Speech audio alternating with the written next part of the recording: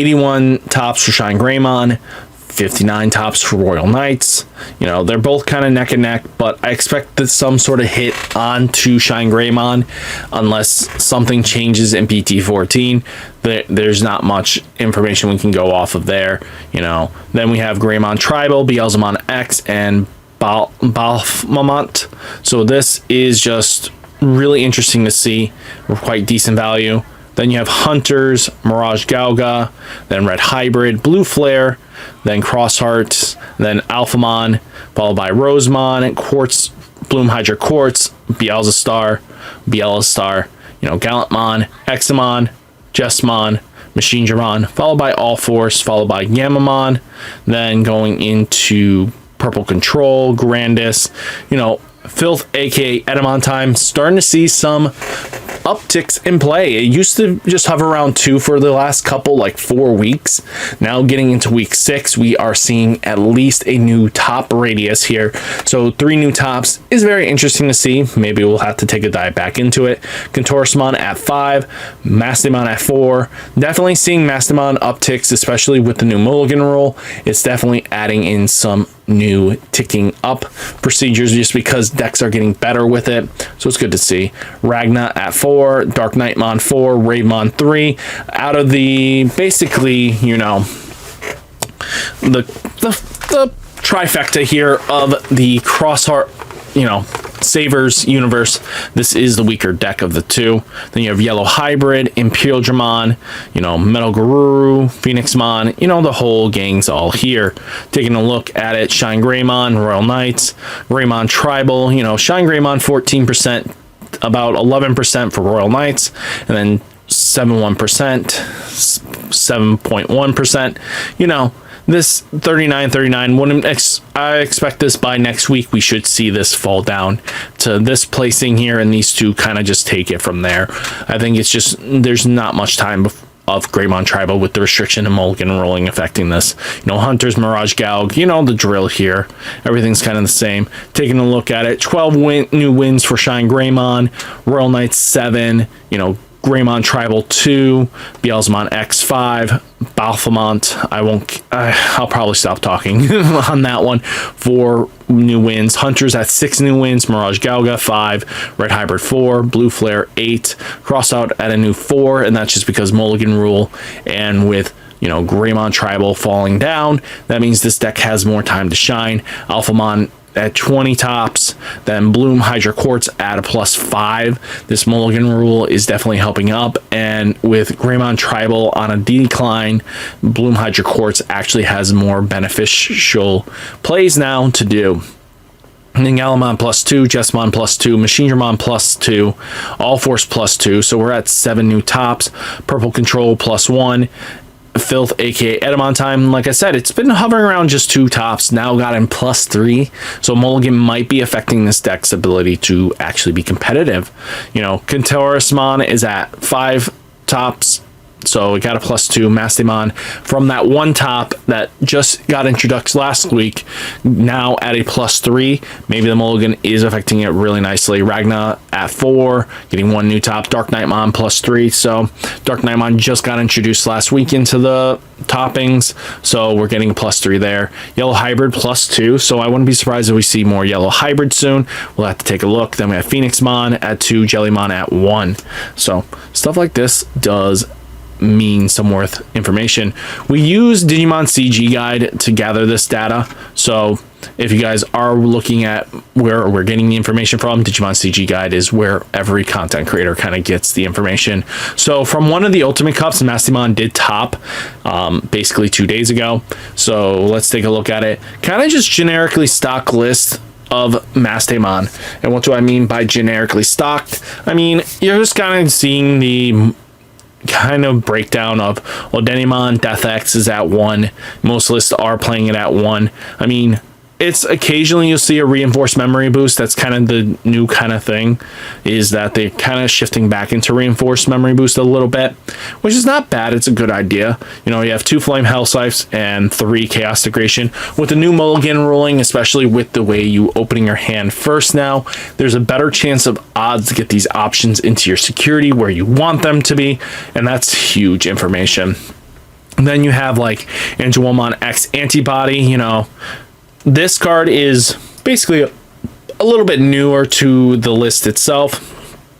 Being able to Digivolve on top of your Angelomons, getting that recovery, and then going, let's say, into Odenimon Fall Down. Funimon Fall Down mode, not Odenimon, is just really useful. That double recovery sometimes gets you up where you need to be, and it's just stuff is useful. You know, the normal kind of stuff you expect Gatomon. This deck definitely needs another Gatomon-esque card that just either isn't just about reduce, maybe not even reduce, just being able to search can help out, go a long way.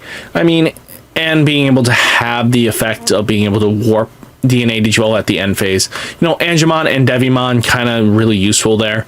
You know, the drills are there. The tools are there. There's nothing really too crazy out of it. You know, the Angemon, Devimon, it's commonplace with the deck. It applies pressure and it just does its job.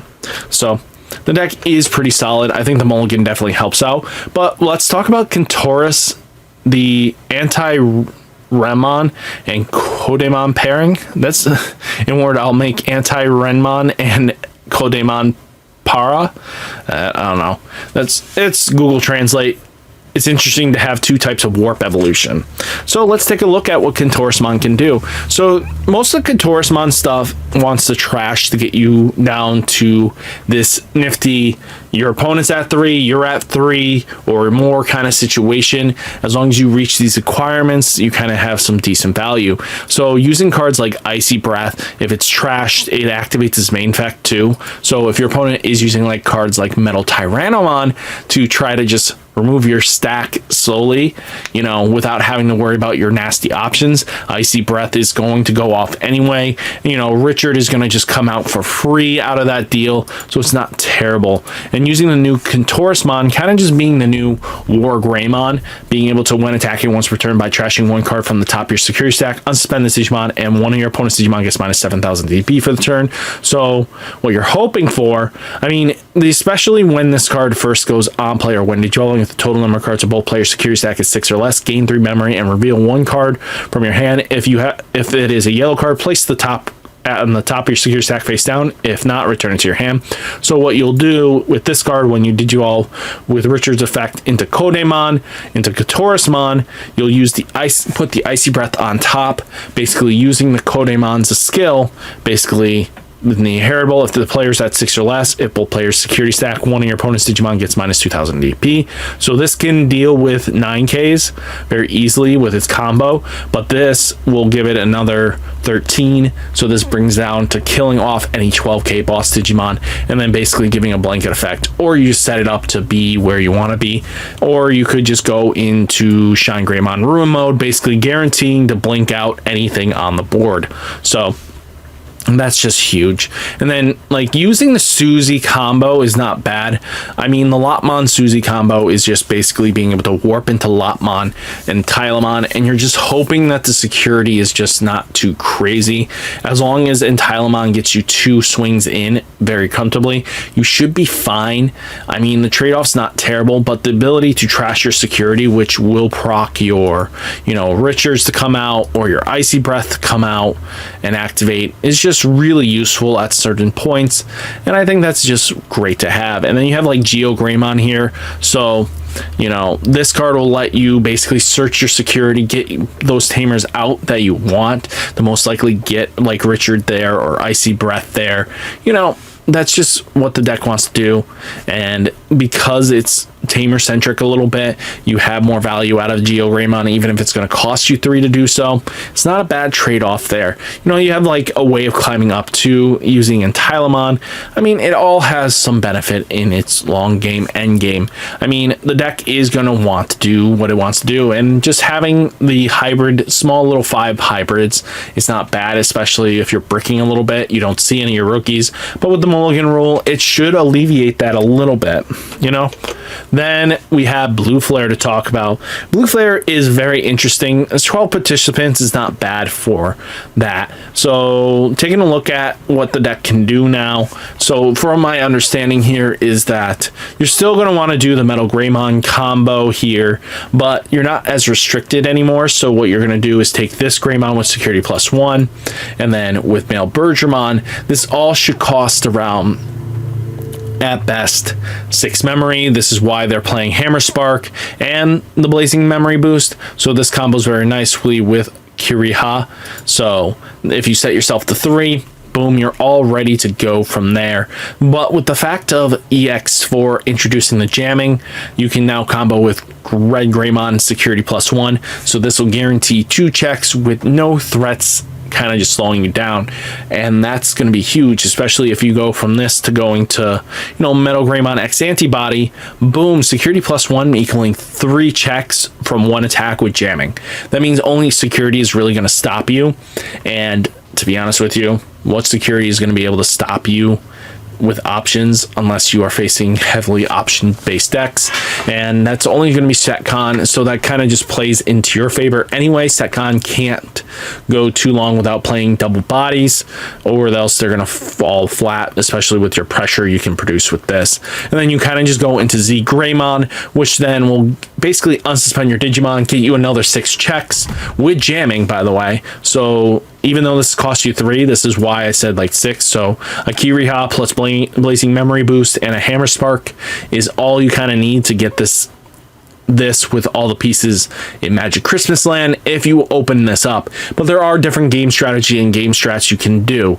So this card does not like the Greymon, Red Greymon package. So just remember that you can't use this for this Greymon, but you have to use your other Greymon, the blue Greymons, to go off. And it's kind of plays a little bit differently there. But with Z Greymon, you get the unsuspend. If your opponent had 2 or more, you'll at least cost 1 less. So that might be a benefit too. If they're at 2 or more and you have this combo, you can do 6 very easily with only, you know, 4 memory to work with, and then you just go Blitz Omni game. So there's kind of just this 2-way street with that, especially going like first or second, and they hit your, you know, Kiriha out, setting you to 3, then you can just easily just go 1-2 punch, and then your opponent's just kind of dead. If you open up the nuts, this is a nuts, open the nuts scenario. You get Greymon security +1, Metal Greymon plus Metal Greymon X Antibody plus Zeke, and then, you know, Male Bergermon, all this kind of in that hand as soon as possible. It can go off, but again, this is all just speculation of how the deck is supposed to functionality and how you apply pressure for that win. So I think this has some very much huge potential, and hopefully in the future we see what this can do. So guys, what did you think of the video? Let me know down in the comments. Hit that like button, hit that subscribe button, stay safe, stay healthy, and I'll catch you next one. Peace.